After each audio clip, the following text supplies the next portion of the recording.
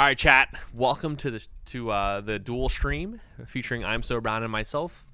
We're gonna be doing we do like a podcast that's not really regularly programmed, but we're trying to get there. But I'm just so glad that Hiram is definitely stuck with me so far. Like, dude, if I'm you, brother, I'm out. This guy's a joke, bro. This guy's a joke. But I appreciate him being here, and we're gonna try to get back to like a normal scheduled podcast. If you're here on the stream right now. Alerts will not be on for both of our streams. I'm probably not gonna be reading chat. Maybe I'll glance at it, but I won't unless like some crazy happens. I'm probably not gonna be looking at it. I'm gonna be streaming later if you're on my stream. I don't know if you're streaming later. Are you streaming later? I will be streaming later. We'll talk about that on the podcast. Okay, so we will be streaming, or maybe he'll be continuing after this. But I will be streaming like later if you want to tune in for like the regular scheduled programming. But we do a podcast together. It's called the Replayables podcast. Please follow us on Spotify, Apple Podcasts, Google Play, and Anchor if you enjoy those apps at all. You can find us. We are a podcast that talks about video games and the video games that we love. And with that, without further ado, let's start the podcast. 3, 2, 1.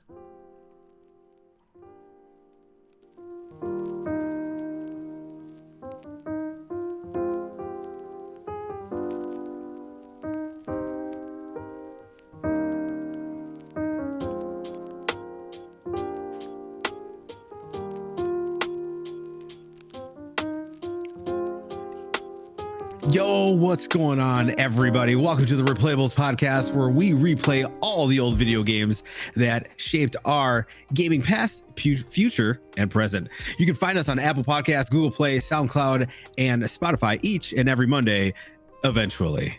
But for now, I'm one of your hosts, Hiram Sanchez, aka at I'm Still Brown. Here with me today, as always, my co-host John Perez, aka Fortitude. How you doing, Fortitude? Hey, what's up, brother? I'm doing well, dude. As well as I can be. How about you, dude? Dude, I'm just here, man. I did a whole new stream setup change, and you know how those go. Yeah, I went into it thinking like I could knock this out in 45 minutes. 4 hours later, I'm like, I still have work to do. I was literally about to say, bro. Okay, so the funniest thing is I also just redid my setup a little bit to make it more studio like. So I have like we'll definitely talk about like our setup. I would love to talk about your setup. Talk about some games we've been playing, and then talk about maybe a game that we've been replaying recently. But I wanted to simplify my setup as much as I could, like my main PC setup. So I actually took off one monitor and put it to my side for my laptop, dedicated to my laptop. And then behind me, I want to do more YouTube videos. And I don't know if you have seen like YouTubers, but they'll have their setup in their background as their backdrop. Interesting. No, I've never seen that. I've never seen that. If you ever watch if you ever watch like tech YouTubers who like review like they review like mouse or monitors or keyboards, all of them, or just like Apple product, whatever. They all have their setup as their backdrop. It's so funny. Now that you say that, like, yes, I've seen that. Like, there's this one guy that I watched. I can't remember the name, of course. I only watched a couple times. Yeah. But like behind him, he had like 6 screens all pieced together with his desk. Yeah. I was like, how did he do that? I like that look. How did he do that? So I really like that look. But the problem is if you're watching my stream, you obviously don't see it because we're both using our like third secondary webcams or whatever. But my main camera, which is hooked up to my Cam Link, same as you, is for my stream. So I needed to figure out a way to easily detach that camera, and I have a tripod over here. I don't know if you see it. That I can just put it on there. I can flip my chair around. I have a desk there that I can use. I have my laptop right in front of me that I could use to have that look as well. Because I want, like, one of my biggest goals of this year, and I feel like I'm actually sticking to it regularly as much as I can. Obviously, when COVID hit, my productivity took a big hit, which I feel like everyone's productivity took a big hit. But one of my biggest goals was to do like weekly YouTube videos. So I kind of been doing that off my stream and grabbing like videos off my stream, editing them really fast in Adobe Premiere and posting them to YouTube. But what I want to do more is I want to do more like my face, my body, my like in front of the camera, talking to my YouTube community, just talking about either like things I've been doing or just like topics on gaming. I more recently I'm gonna do a video, things I've learned about Valorant, the beta. I'm gonna record that tonight, and then post that hopefully this week before the game comes out. But yeah, man, I've it's funny because like what I was trying to say was I just redid my setup, and I also was like I can probably knock this out in a day, and it took me like 5 days to do it, dude. Yeah, I mean, like I was just moving it from one side to the other, and I was like, I'm just gonna drag the desk. Yeah. I don't care about wire management. I'll just drag all the wires. And I kept looking. I was like, nah, man, I got to redo it. I know, I'm gonna make it nice. And as I'm doing it, I'm like, nah, man, I just got to connect it. And now it's like half nice, half not. That being said, 2 questions for you. Yeah. You're gonna do this whole thing where like you have the tripod off to the side. How annoyed are you where you're like, I need another DSLR? No, so then I don't have to move it. I really, bro, honestly, like I've come to the realization. So like, okay, so the past year I've been like doing that. I'm like, oh, I don't want to move a mic over here. I'm just gonna get another mic. Like, I don't want to have my YouTube, I don't want to have my Discord and my stream be on the same mic. So I bought a Blue Yeti to have just for my Discord, which is what you're hearing me right now. See, like you hear that tapping right now? You obviously can hear me through Discord through my Blue Yeti. My stream obviously hears me through my mixer and my SM7B. And other things, I have a camera for my keyboard and mouse. If you ever jump in my stream, right? Like I have a third webcam just for Discord to hang out with people because I don't want to use my stream PC for that. Like I've obviously like fell into that like trap, and it's nice to have like that flexibility. Like yeah, I could probably get like a cheap camera or a cheap DSLR for recording YouTube videos, but the problem is like I've just come to the realization like, dude, I think I just need to work with what I have, you know? Like, and you know, if it takes me a couple more minutes just to set it up, like whatever, you know? Like I don't know, like I think I get into the trap of like wanting more stuff. And I've just come to the realization this year is like, okay, when is my want gonna be like? It's never gonna like I'm never gonna feel satisfied. So like if I just work with what I have for now, and we get some huge productivity out of it, like I'll be more than happy. You know what I mean? No, I totally get you. That being said, I mean we haven't been here for a minute, so like we haven't. What you been playing, man? Yeah, what you been playing? I mean I just feel like it's so funny, bro. Like I'm excited to see what you've been playing because I love it. I love to hear what you've been playing because you play more single player stuff than I do. But since we've last talked, I mean I've played a couple games here and there. The biggest game I've been playing is Valorant. I feel like I talked about that last time we were on the podcast. And the game has officially the beta has officially closed, right? So like as of this moment, as of May 31st, 2020, you can't even play the game right now. And it's going to be relaunching as a full-fledged game, which is kind of funny. I don't know if are they charging, by the way? Are they charging it's for free it? to play. It's free to play. It's free to play. Okay. Yeah, I'm pretty sure they'll charge for like the battle pass, kind of like what other games do. That makes sense. Makes sense. But yeah, like it's just funny. Like it's funny to see Riot Games do that because here's the thing: like a lot of these games that come out nowadays, especially these massive battle royale / multiplayer / competitive shooters, I feel like they're stuck in that early access mode for the longest time. And part of that, I heard part of that is because when you title your game early access, you don't have to wait for confirmation when you push out updates. That's the reason why because it has to go through like the Q&A. It has to go through Q&A, ESRB, right? So anytime you do that, so that's why any battle pass or anything like that, that has to go through that clearance, and you have to pay for them to do that clearance too. So but if it's in early access, it's free. Yeah, it's just cheaper for these companies to do that, right? So like it's kind of cool to see Riot Games do that. Kind of move like, hey, we're just gonna move away from the beta and like we're gonna launch this game, and we're like they just had. Have you been watching Jeff Keighley's like Summerfest conferences game? So I knew that he was doing something, and then all of a sudden, like I was working and I had like Twitch on in the background, and I saw like the Game Awards Twitch live. I'm like, what? So I clicked on it and I caught like the last like 10 minutes of it, and it's come to my attention that like this isn't just like a one-time thing. They're gonna do many little streams. I think every week they've been doing. I don't know if it's monthly, every week, Every week. Yeah, okay, so they're going to be doing a lot of them. So like the first one was a look into next gen. That's where we saw that. Did you see that like Prince of Persia S trailer? and it looked by Epic Games. It was like just Is that the one where they were debuting Unreal 5? Yes, that one. They're going through everything. Okay. Yeah, so that was the first yes, one. I did watch that. The next one after that was Valorant. It was dope. So they had a Valorant one. The Riot Games had a Valorant one where they just talked about the game, the beta, and that's where they announced they're releasing it June 2nd as a full-fledged game. The one after that, which was this past week, was League of Legends. So Riot went twice. But anyway, I think it's kind of cool to see a company do that. Just say, hey, forget it. Done with this early access. Done with this beta. Let's release the game. And it's funny because like no one knew when it was actually going to come out, and like it was such a surprise that they picked like 5 days after they were going to close the beta, which is kind of cool. So I'm excited to see. I was really like looking forward. I'm really looking forward to playing the game. I miss it. It was a huge learning curve for me. Never playing CS:GO before. If you don't know CS:GO, it's purely aim.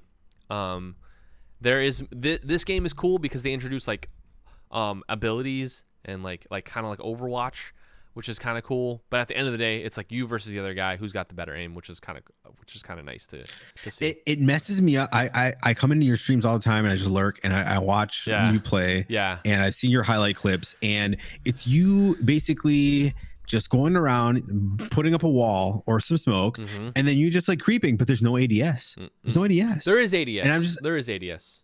Is there? Because it doesn't look like ADS to me. It looks like you're just going around the corner and you're just kind of like pop. Because that's how fast it is. Yeah, that's how fast it is. Exactly. It's bro. pop. And if you miss, you're dead. You are fucking dead. See, the craziest part about that game is ADS does not give you an advantage versus hipfire.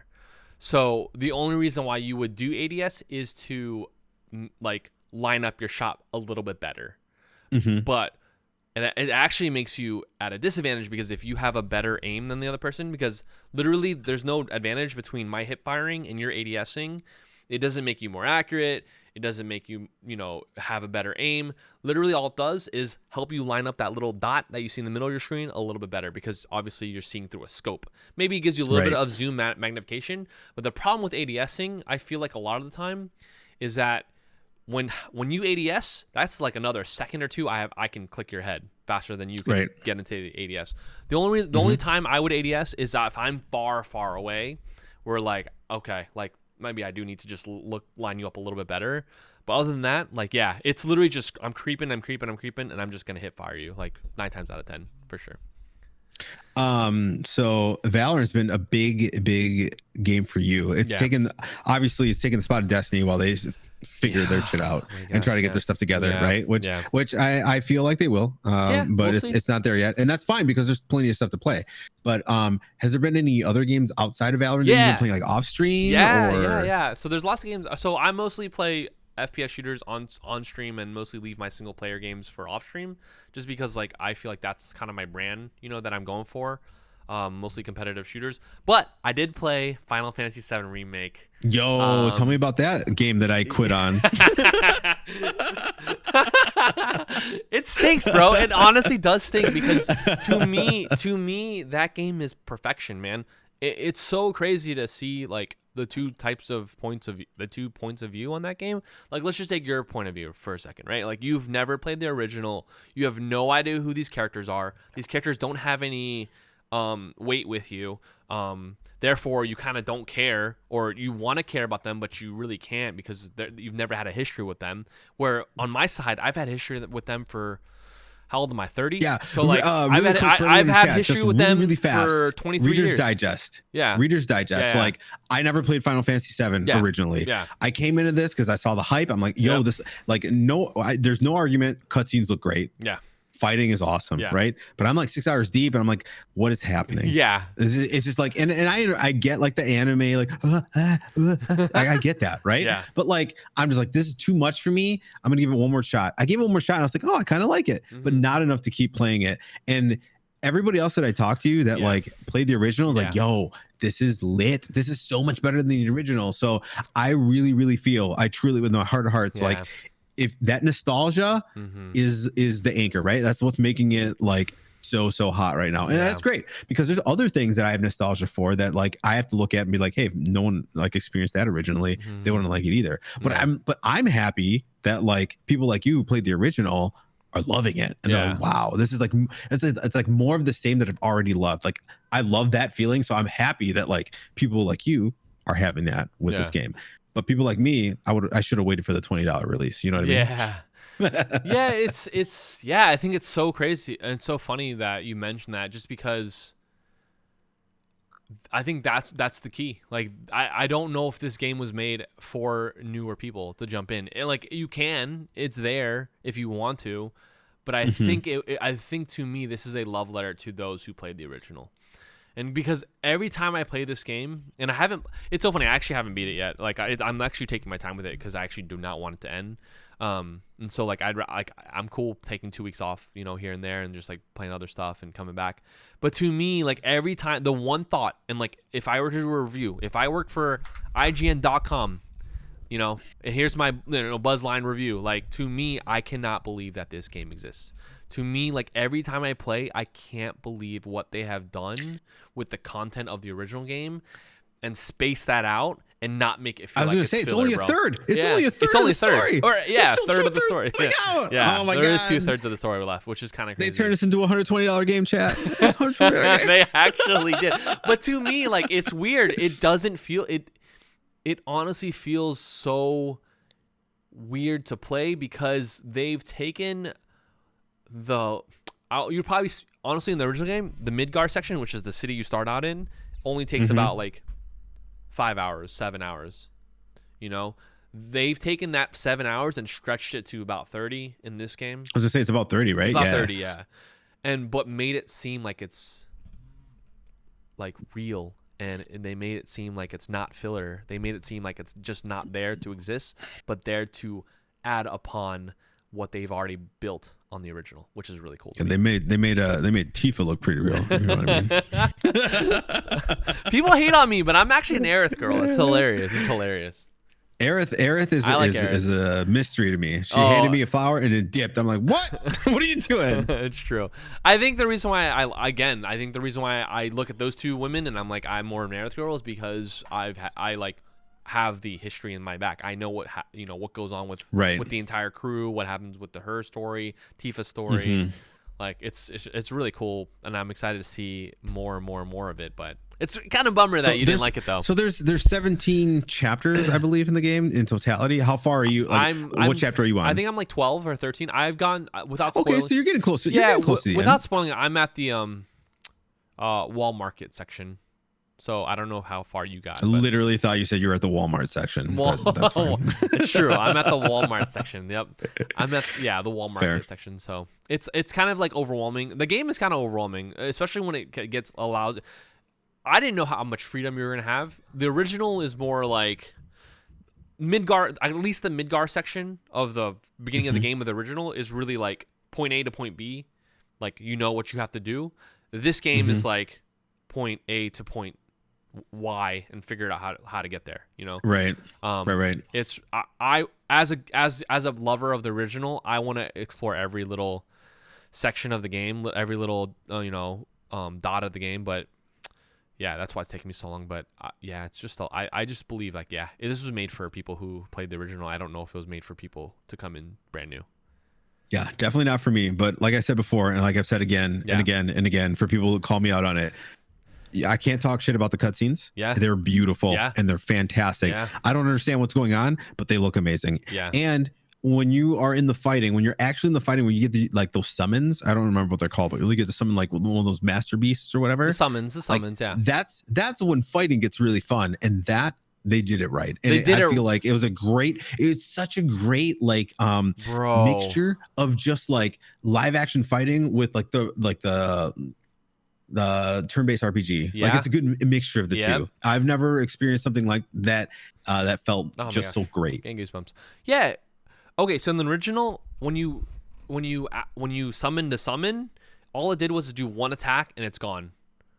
It's a really good attack, but it's gone. This time it fights with you.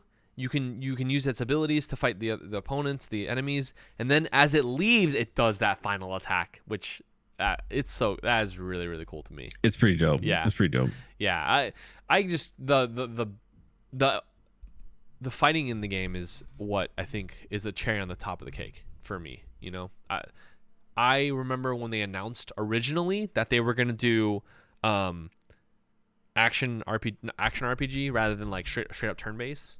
And I was like, ooh, I don't know how I feel about that, dude. But they did it perfectly. It's so good. It's absolutely it's way better than the. I think we're all too old for just waiting for a ticker to go and then tack and then wait for the ticker to go. No, I think for that's us, stated. 2020 gamers, I think we're all about action and kind of quick pace in and out fights, which I really like. Yeah. Cool, Dude, cool. is that the So you're Ace of almost done Spades? with Bro, is that the Ace of What is that gun? Is that the Ace of Spades right there, bro? Oh, this Yeah, one? yeah. What is that? That is Chat, if or Spotify and audio listeners, the Ace of Spades, yo, my friend. that's so sick, bro.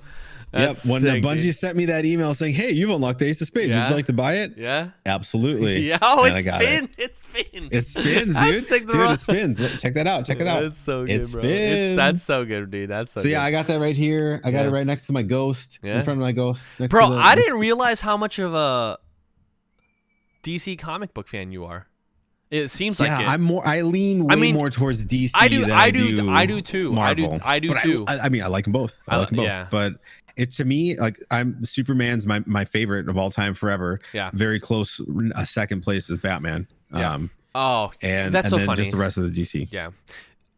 That's really cool. I am also a huge DC fanboy.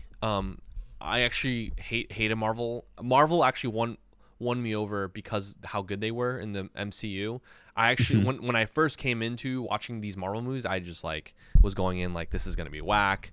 Like Batman's way better, especially because around the time that Marvel got super big or the MCU got super big, that was around like the Dark Knight time, which were some of my favorite movies of all time. I will say though, if DC EU ever gets the MCU treatment that it deserves, they would blow MCU's ass out of the water. So I feel 1000%. like I'm gonna get a lot of shit for this. I feel like they have better heroes. They do. Now, that being said, yeah. Did you hear about Henry Cavill coming back? I did. That's very cool. Because I actually in a really Hulk like them. fashion. Okay. In different, he's not gonna get his own Superman movie, which TBD, right? Yeah. But like if he's He like will. peppered He in will. other He will, baby. in other movies, Yeah. like the Hulk is in the Marvel ones, that's perfect. You know that he's gonna be in Shazam 2 or Dark Adam when The Rock like puts on that suit. Mhm. That's gonna be dope. If they're actually gonna go through with the Supergirl movie, that's gonna be dope. Yeah. Put him in a Wonder Woman movie. Those seem to do well. Mhm. Drop him in Aquaman too, because that's gonna happen. There you go. Let's fucking go. Yeah, the dude. only thing I'm worried about is if they use this Flashpoint and they start erasing things and messing things I think around that's how and they're gonna use do this- it though, right? Like Flashpoint to me, especially the movie is like a 10 out of 10. That's the course correction. A 10 out right? of 10. That's the course correction. They do need a course correction, and I think you would kind of agree with me on that one.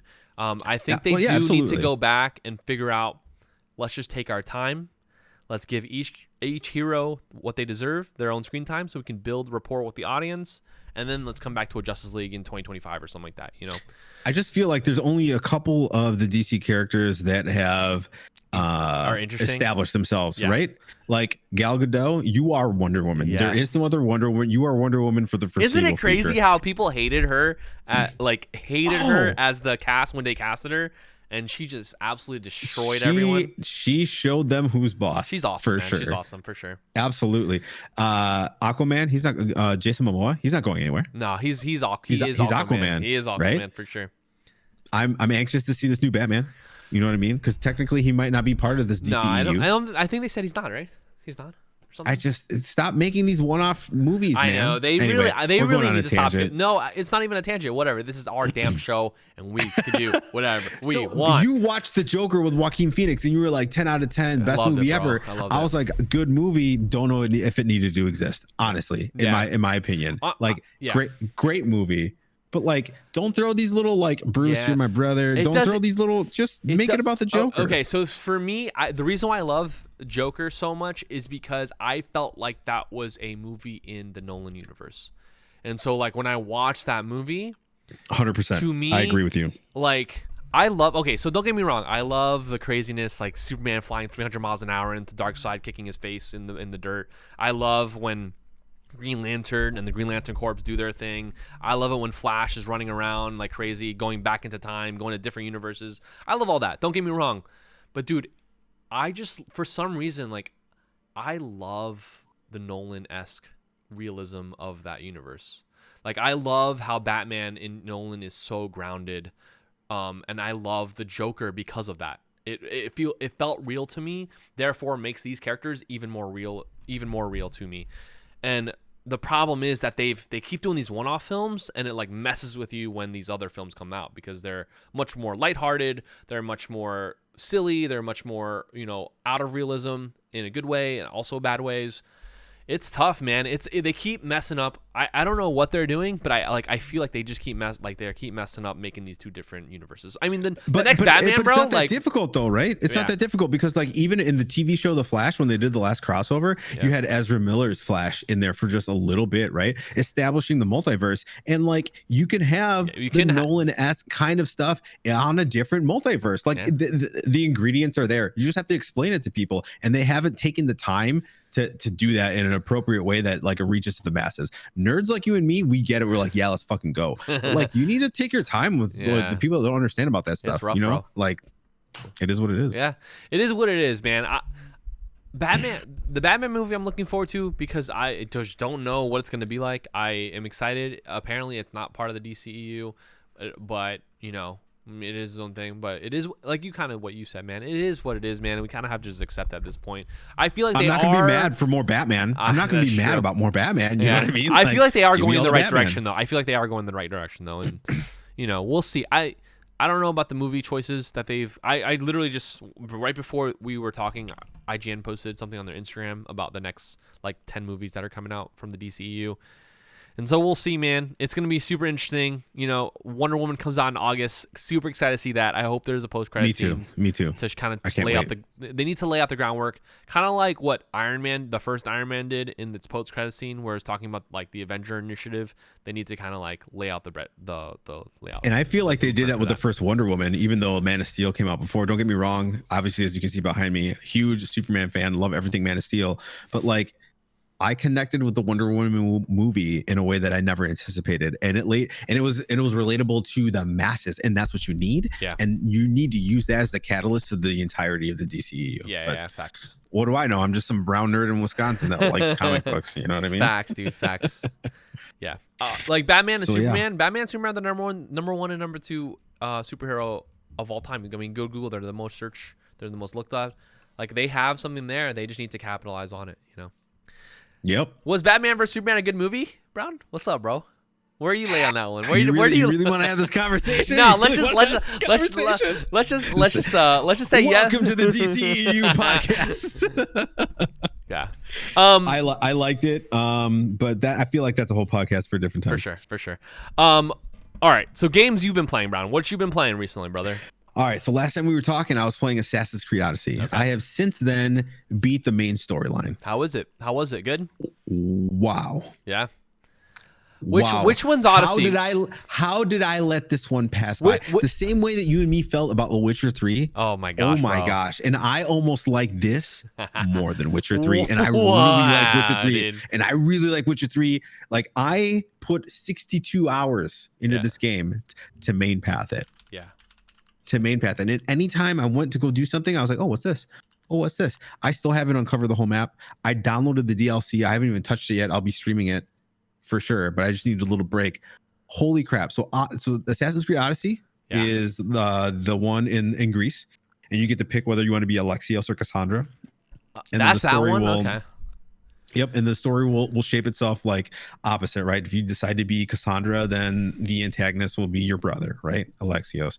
Or if you're Alexios, then the antagonist will be your sister, Cassandra. What? And there you get choice in your conversations and your story tropes all the way through, and you get a couple different endings. It almost kind of feels like Lord of the Rings: Return of the King, where you're like, is this the end? No. Is this the end? No. Is this the end? But it doesn't. It doesn't force you, right? Like, so if you just naturally play it, eventually you'll come to the point where you have to face off with your brother and or sister, and then the consequences of your actions are played out in a cutscene, and like a situation where like you have a couple characters that you've been interacting with over the last 30, 40 hours, and you could get a scene where everyone survives, or some people survive, or only you and one other person survives, and whatever. And at the end, it says, you made these choices. New Game Plus is now available to you. You can go back and replay it all and try to save these people. Yeah. But that's not the true end of the game, right? So there are 4 mythical bosses that you can fight. You can fight a Cyclops,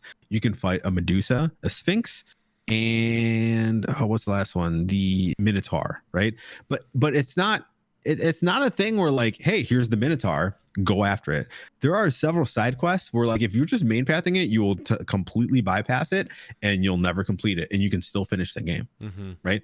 But if you finish those tasks, you have to find the side quests, finish the side quest to give you a clue to get the key to open the door to go fight this thing, right? Yeah. And that's just only one piece. Anyway, you figure all this out, and then you open the door to, I don't know if I want to spoil it. I mean, we've been out for a while. I mean, when was it released? 3 years ago? It's not a spoiler because there's a DLC about it. You open the door to Atlantis, and you figure out that that's cool. all of the Greek gods have escaped to Atlantis. That's and cool. They're trapped in there. So you now have to either go, well, in the main story, you basically get the staff and you're like, now you're the guard, and you have to make sure that no one gets in here, because that's where the apple of Eden is. Like people, if they get that power, then things are like whatever. And like when you look at the whole storyline of Assassin's Creed, this is the very, very first. This is the very, very, very first piece of the story, because after you do that, you start getting these like little like flashbacks and stuff like that, and it starts alluding to that Assassin's Creed Origins is actually, those people are descendants from the character that you're playing in Odyssey. Wow. And then the Origins people lead to like Altair, and then so on and so forth. So like it's so cool how they like interwoven all this stuff, but they haven't crammed down your throat the Templar versus Assassin, like the story. You do go out of the Animus for a couple scenes throughout the main storyline. I love that. I love that. I wish they would have given you more. I love that, but they don't. This is very much Cassandra or Alexios' story. Yeah. Like you pop out for like 1 or 2 times, and then you're in the Animus the entire time. But then if you finish those optional quests, there is such a cool moment where there's like a changing of the guard from the character you're playing to the current day character, and then you're like, oh my god, what? And I don't want to spoil it, but it is fantastic. And then all of a sudden you assume like the story of the character that has been playing through the character you've been playing through in the Animus. And that's the DLC. And I cannot wait to dive into that. So I beat Assassin's Creed Odyssey. Okay. Everyone that's listening right now, chat, everyone that listens to this on podcast or whatever, that game is constantly on sale for $20. I would have happily paid $100 for that game. I have not put so much time and effort into a game to just main path it on baby mode, 62 hours, and I haven't even done the entirety of the main game. I mean, at $1 an hour for entertainment like this, you've got to be, I mean, hashtag not sponsored. I'm just saying, this game, it's if you have not played it, it's easily now one of the top 5 games I've ever played. Wow, incredible! And you say you like it even better than Witcher, maybe? Dude, it's close. I really like Witcher 3, but dude, I liked it more than Witcher 3. Wow, and Witcher bro, 3 that's sick, bro. Is very, very good. It's sick. Like, it's so good. It's difficult for me to put a game on top of that, but so I finished that. I'll have to play that. I went back to Apex. Okay. Yes, sir, dude. I get so sad when you're playing these games, bro, and I don't get the invite. I'm like, oh man, I want to play with Brown, dude. I've been getting a couple wins lately. Hell yeah, like, dude. I watched you last week, or it was a couple days ago, or last week or something. You got the back-to-back dubs, bro. That was sick, dude. I've been big shout out to Aggro Rapper and Gold Falcon. Gold got a PC now, so now we're all on PC. That's sick, bro. Hashtag Master Race. There you go. And we're playing on PC. It's so fun. I really want to play with you guys. Let me know when you guys play again. I'll play with you. I will. I absolutely will. It's one of those things where like you can go away from it for a while and come back to it, and it's just as good as you remember it. And it's like, cool. I could put 30 hours into it, and then go away and do something else and come right back to it. And it's there waiting and ready for you to come back. It's fun. Yeah, it's fun. To me, Apex is that game for me as well. Like we're all like, I'll have the itch to play it, and I'll play it, and it will be so good. But I don't ever feel like I have to like worry about grinding it like other games I want to grind. So Apex has been that game for me. And I'm glad that you're loving it too, bro. Who's your main? It The was healer. Lifeline until Okay, this yeah, new yeah. one. Until the new one. So Lifeline was my main, but Loba, I think her name is Loba Loba. is so OP in my opinion, bro. So OP. good, bro. The fact that she could just here's throw a her stick. ring. Boom, buy anything within a 1 mile radius. I know. The fact that she could just like So good. throw her ring and get out of any situation is kind of OP, man. Like, yeah. I still haven't mastered it. I've been using it to a fail to me. I throw it the way that I throw grenades, and those of you guys in my chat, you guys know that I brown grenades all the time. Yeah. So I have to practice that more. But that character's been really fun to play with, cool. and between her and Lifeline, those are my mains. But outside of that, the only other game that I started is The Last of Us Remastered. All right, let's talk about our episode this week, and our Replayables podcast episode is brought to you by The Last of Us Remastered. We are playing The Last of Us right now, a month. Or a little less than a month now. I think like 2 more weeks. June 19th, right? June 19th, The Last of Us 2 comes out.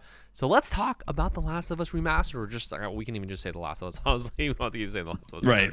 But I knew you were playing, so I played it a little bit as well. I have not beat the game. I try to play stuff off stream. I want to play it on my fancy OLED TV and see what that's like, because I've just been playing it on my. First world problems. We have this is kind of what you were talking. It's so funny. This is literally what you were talking about earlier. I had originally a PS4 Pro, and I hooked it up to my stream PC, and I was like, I really want the family to have a PS4. So I ended up buying another PS4 like a couple years back, one of the slim models, and I have that one in our room right now, because right before I go to bed, I'll play like a single player game. So that's kind of what I've been playing. But yeah, The Last of Us, man. Originally when it came out, I don't do you have any of the information here? I don't know if you I don't have any of the all right, information. so I'm gonna listen, I'm gonna fill time while Hiram is pushing up the Wikipedia page up. So when this game came out, it was my personal thing with this game is I loved it, right? Like there are few and far. It's so weird to find someone who doesn't like this game. Like I feel like they're trolling because this game is so perfect in my opinion. I remember this game came out right before I was going to move away after graduating college back in 2013 round. I feel like it's 2013, I believe. I'm gonna let you know here in just a second. It was like 2013 pull or something. Up a Metacritic. It was June 6, 2013. I'm making it. I feel like it's around that date. June 6, 2013. Is that your guess? That's my guess. I feel like it, bro. Okay. I feel like it. Where is it? It's taking a minute to load. It's all good, bro. But I remember playing that game so much, dude, and I loved it so much. Sorry, audio listeners, hang in there. We're pulling up the Wikipedia page. We were not ready. Honestly, we haven't really been able to kind of get the groove down on the Replayables podcast. This is kind of something I probably surprised Brown on this one. But Brown, to my knowledge, has beaten this game probably multiple times, right, Brown? I have beat it. June 14th, okay, 2013. I was close though, right? You're so close. I was close. You're so close. Because literally, I remember that because literally, as I left my parents' home, I graduated college. I had been living in my parents' house. I left my parents' house to move north 4 hours away. I was living in with roommates. I had my own room, and in my room late at night, I would play The Last of Us from like 10 p.m. to like 4 a.m. in the morning. Like, and I think I beat it in like 2 or 3 sittings. But yeah, damn. Go read us the stats, Brown. Go read us some stats here. Well, I'm on the Metacritic right now. Okay, so Last of Us made by. Okay, let's do that instead. Last of Us directed by. It's been so long we forgot how to do this. Developed by Naughty Dog, published by Sony Computer Entertainment. Directed by Bruce Stanley and Neil Druckmann. Yeah. Shout out to Neil being fucking just cool as fuck. Released on PlayStation 3 originally and then re-released on PlayStation 4 as a remastered version. Mm-hmm. Released on PlayStation 3 June 14th, 2013, and then remastered on PlayStation 4 July 29th, 2014, and then recently given away as a free game on PlayStation Plus a couple months ago. So yeah, this game is a post-apocalyptic game.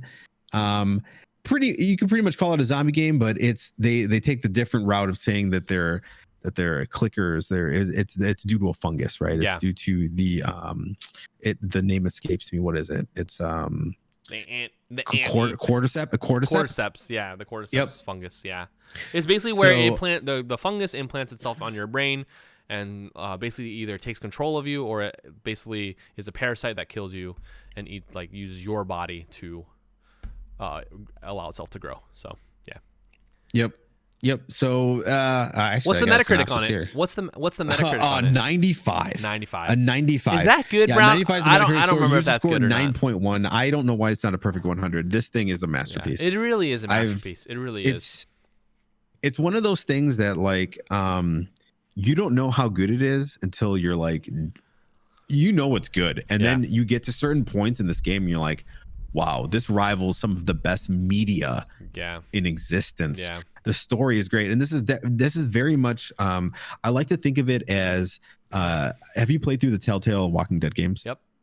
So those only through season 2 though. I haven't played season 3. Okay, but those were really good story driven cinematic games, right? games, So Walking Sim, like whatever. This is like the adult version of that, right? Or in that, what I mean that is it takes storytelling to the next level. I've never seen voice acting, a script, and just like emotional responses and cues just from facial reactions in any game ever before this. Like this sets a bar that I've not seen matched at all. And it's one of those things. It's definitely a moment that everyone needs to experience.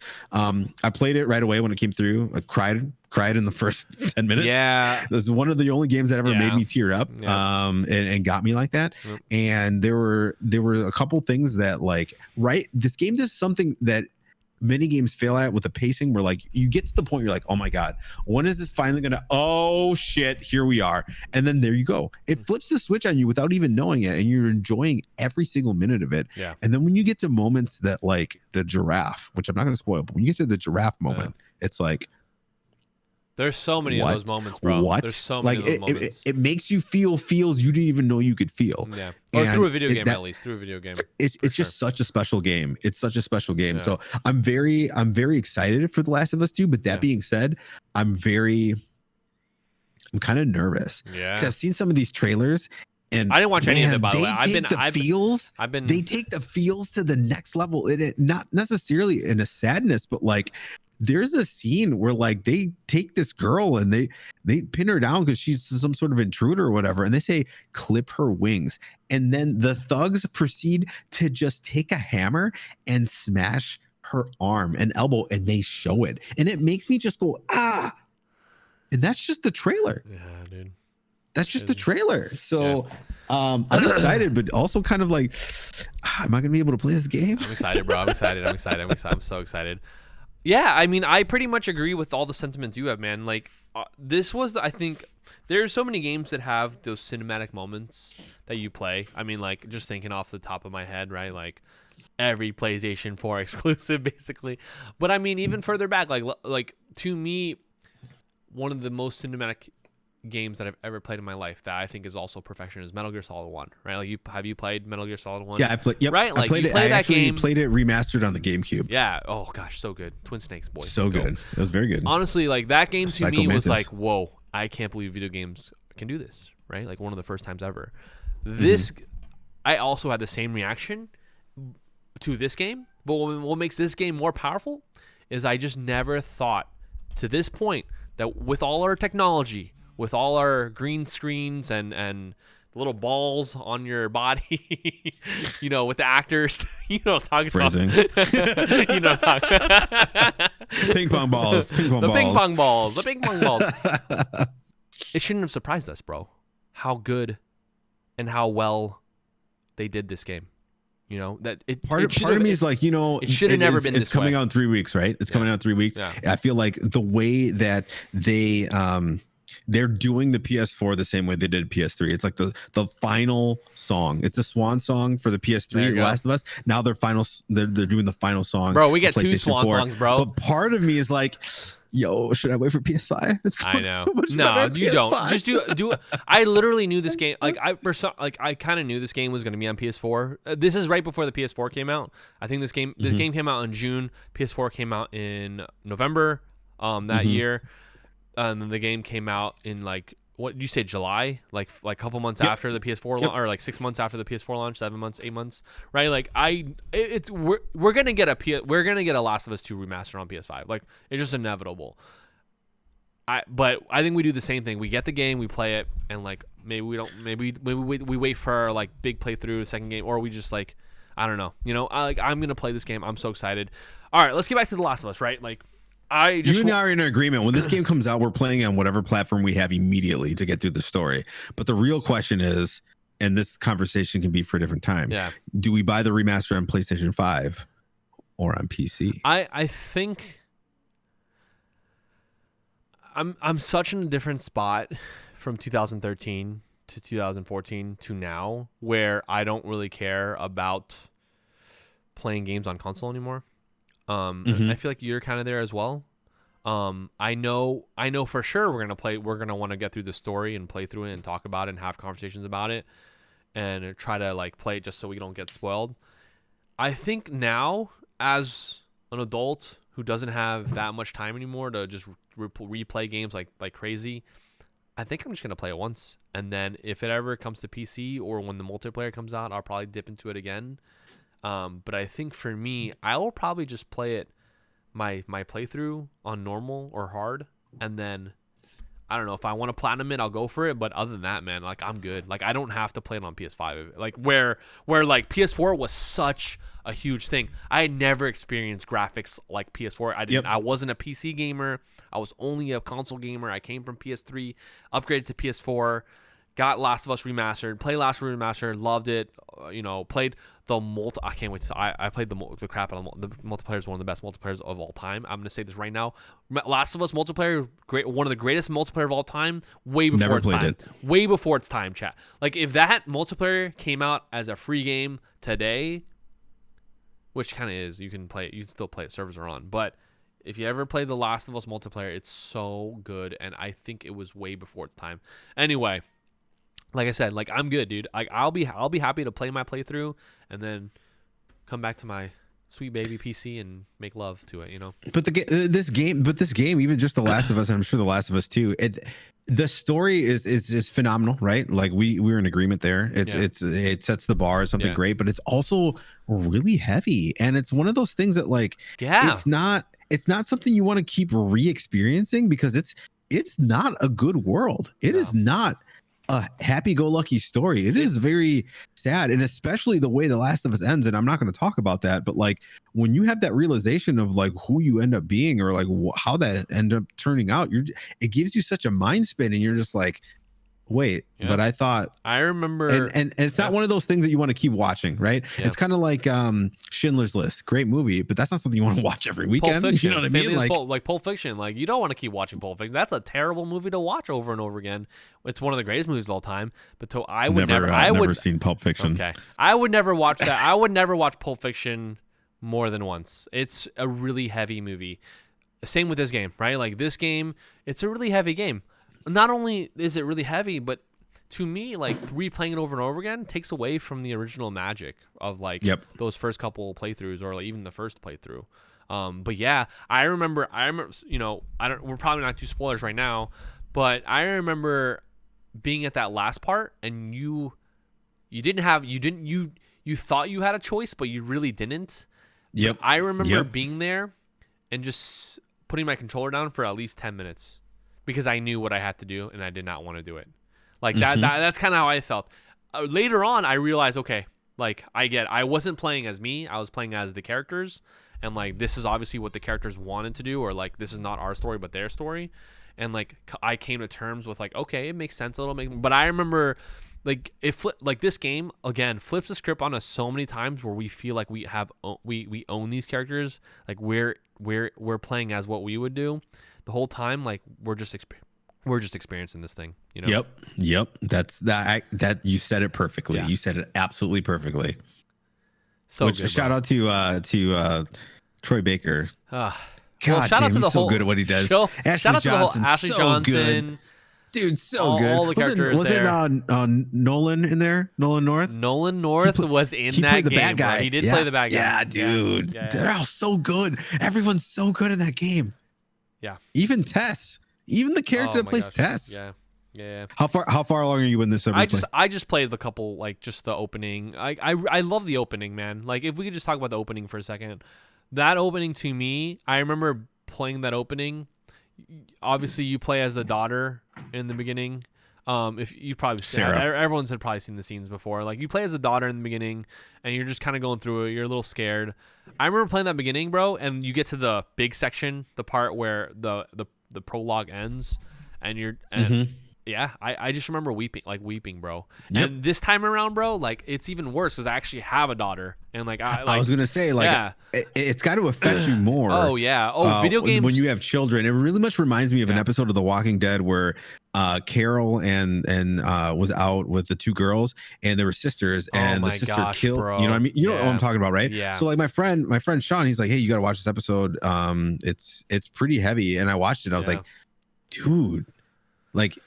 And I don't even have to go into it because you know what I'm talking about. But like I was talking to my buddy Sean about it because he has two daughters. He's like, dude, after I watched that episode, I needed to take a break from Walking Dead because it hit me in a way that I didn't expect. And I can only imagine that that's a scene or like that setup or that storyline would hit you in a different way if you were a parent. Yeah. You know what I mean? 100%. It's hard to say. Like it's easy to say like it doesn't, but gaming to me has changed forever. Like if there's anytime there's a son relationship or like I remember playing I remember playing God of War, and my son was just a year old at that time. I think when did God of War come out, like 2017 16, something like that. Yeah, it's only been like 2 years. Yeah, I think my son was probably a year old when that game. But I remember there was that section where we're gonna do God of War in a different episode for sure because that game is so fantastic. But I remember there was a section where it was kind of like in the first couple like 10 to 15 hours where Kratos goes into this portal and he comes back out and he thinks he's only been gone for like an hour, but it's been like, how long has it been? Like he said it was like a couple days or whatever. Oh man, and Atreus and Atreus goes like, you left me, blah blah blah. And dude, you just feel that, man. You feel that like, to me, God of War is so good because it reminds you of how much presence means. It doesn't even have to be like your child. Obviously, like being present in your child's life is so important, but just being present in like your friends' lives or your significant others' lives, like that game to me, I think that's the reason why that game is so important to me, because it reminds me of how important presence is for you to be present in people who are important in your lives. Yep. That's the same thing, kind of like not the same feeling that Last of Us gives me, but just the feelings that Last of Us gives me is just, I would do anything to protect my children, like how far does that go, and that's reflected at the end of the game. Oh yeah too. Oh yeah it's so good, bro. Like Last of Us to me is a 10 out of 10, and I know we give that score pretty nonchalant here on this podcast, but because we're only reviewing 10 out of 10 and we're like, oh, we're just gonna replay 10. Yo, Uncharted 4 10 out of 10 bro. Podcast.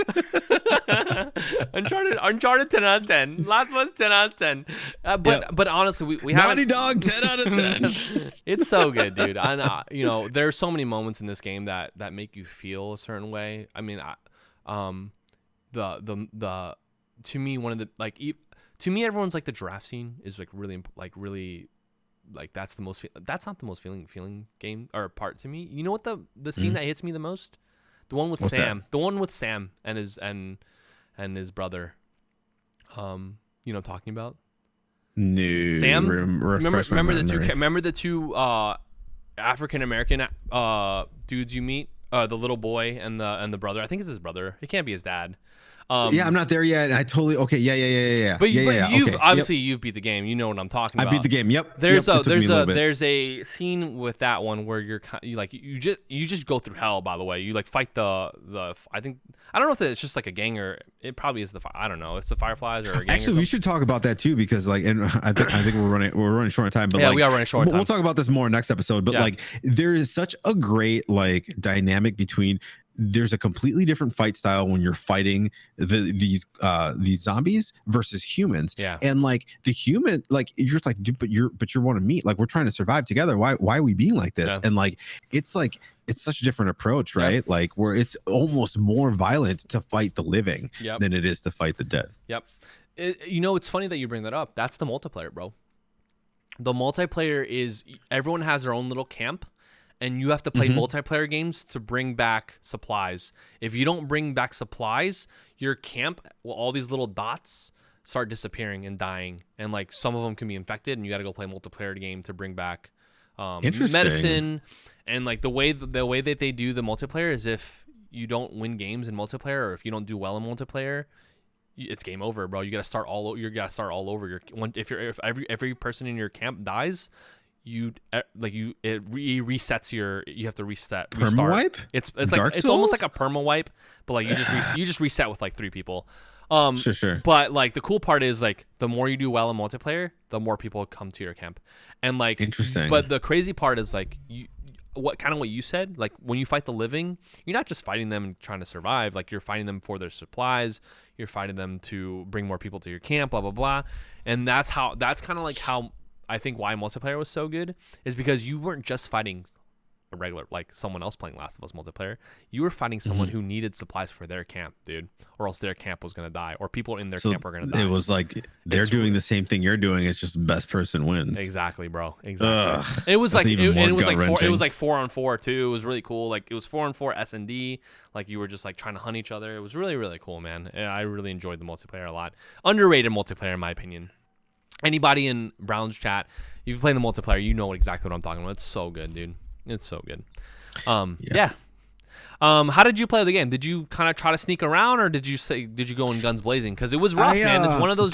So when I first played it, I was very much like guns blazing, but now like, and I'm still playing it on easy mode because I just want to get through the story. But like, it's I'm very much taking more of a stealth approach. I'm very much making sure I have enough shivs, and that those shivs are leveled up, right? I'm also taking the time to like go to all the nooks and crannies, kind of like the same when we played Uncharted. Like, hey, it looks like there could be some parts over there. Why did you know? And actually, that brings me to another thing. Why are you having me open like drawers? Nothing in them. Well, you know, it's the world, bro. Nothing in them, bro. We got to build the world with like not every drawer is gonna like. If I open that drawer, is there gonna be something in there, bro? At least I can run in this game. At least I can run in this game. No, but to be fair, the attention to detail in the environment in this game is fucking phenomenal. Like it is great just to see like the overgrowth of like nature taking over, seeing all the cars just abandoned. You going into these houses and you're seeing just like. It looked like life stopped and then everyone just left, and it's very eerie playing it now. Because there are a lot of like news clips or like pieces of like diaries you come across, and it's very much like the pandemic hit and this is what happened, and it echoes so much of like what's kind of going on right now, and it's like. Oof. Yeah. This is dark. Weird, right? Know? Like, this is weird. This is very weird. Yeah. Very weird. Yeah, absolutely. That's crazy, bro. So I'm about 5 hours in. Cool. Are you gonna beat a little bit more of it? Are you playing on stream or off stream? I'm streaming it. Okay, so I'm playing it on stream. Cool. I'm playing it on stream. Yep. Cool. Yep.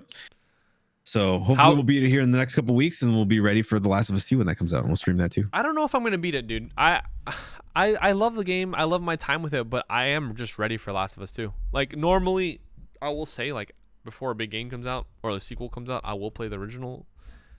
Maybe to beat, but like to me, like I'm good, dude. Like I know what happens in Last of Us. There's nothing else to explore. I pretty much have the platinum except for beating the game on grounded mode, which I don't want to do. Right. And so I've explored every nook and cranny. I've explored every nook and cranny. I've done challenges. I've done, different gun challenges. I've played the multiplayer. Like bring on Last of Us 2, and I'll be ready. One of the things that I want to make sure that I do this playthrough, and I've only beat it once. I started it again when the remaster came out. Never beat it. Wow. But there is a storyline in there that you could only get by acquiring like diary pages and like notes behind the story of Ishmael. Yep. And I heard about it through like listening to Greg Miller talk about it when he reviewed the game so many years ago. Yeah. And I was like, did you never do that? I totally missed that whole story arc. And I'm like, this is so cool, and I missed it because I didn't want to read. So I'm taking very much care to make sure that I collect everything and start reading it. And as soon as I find the trail for Ishmael, I'm going to start reading all that because it's such a cool, heartbreaking story that I want to like see all the way through. When I first originally played the game, I was also like, I don't want to read. When I played the remastered, I took my time with it because I knew I was going to platinum it, and so I read every single journal. Like that story is so good, and the fact that like, and I'm okay with us not getting any like flashback scenes or a DLC that because I think that story is just told perfectly through those journal entries, and like you feel, Mhm. and like it's not even only told through the journal entries, bro. You'll look around and you'll see little kids writing around on the wall. You'll see On this the is where wall, like you'll chalk, this you'll like see just like you do yeah, now, like the be kind and all this stuff. And yeah, it's like, yeah. whoa, It's so dude, good. It's so good. it's hitting close to home. Yeah. So Joel and Ellie, we'll be seeing them in a couple weeks more, along with new characters. Any last thoughts on The Last of Us, Hiram, before we go? No, we're gonna keep playing that. I'm gonna keep playing that. I'm gonna play it all the way through. Twitch.tv/I'm I very much so brown, by the enjoy way. it. I don't have to play it all the way through to give you the notion that's gonna be a 10 out of 10. It is a 10 out of 10, Yeah. for sure. Yeah. The game's phenomenal. I can't wait to experience more of that world. Hesitant because I know of the emotional cost it's gonna cost me to play through it. Yeah. But I'm excited. Agreed. I'm excited. I'm very excited. Yeah. And with that, that's it. But that's it. That's it. Where can people find you? People can find me on Twitter, mostly on @Fortitude, FOR7ITUD. Twitch.tv/Fortitude. I stream pretty much every day, almost. I'm going to be streaming tonight, maybe. If not, I will be seeing you guys Tuesdays and Wednesdays. I stream from 4 a.m. to 9 a.m., bro. It's a new thing. Okay, yeah, let's talk about that for one Okay. quick second. You completely did a brand new launch of all your streaming hours. Yeah. How's that going? It's going well. It's super early. Yeah. So the problem was my wife works during the day, and I can pretty much like do whatever. And so the problem was we have 2 kids, and I would stream till about 4 or 5 in the morning and then sleep in, which she wasn't really a big fan of. And so I was like, all right, something's got to change. So I ended up going with this. I'm going to sleep a little bit earlier, get up a little bit earlier, and then kind of like be good. The best part about it is I have energy throughout the day. When I was sleeping really late, I would not have energy throughout the day because I'm so tired from the night before.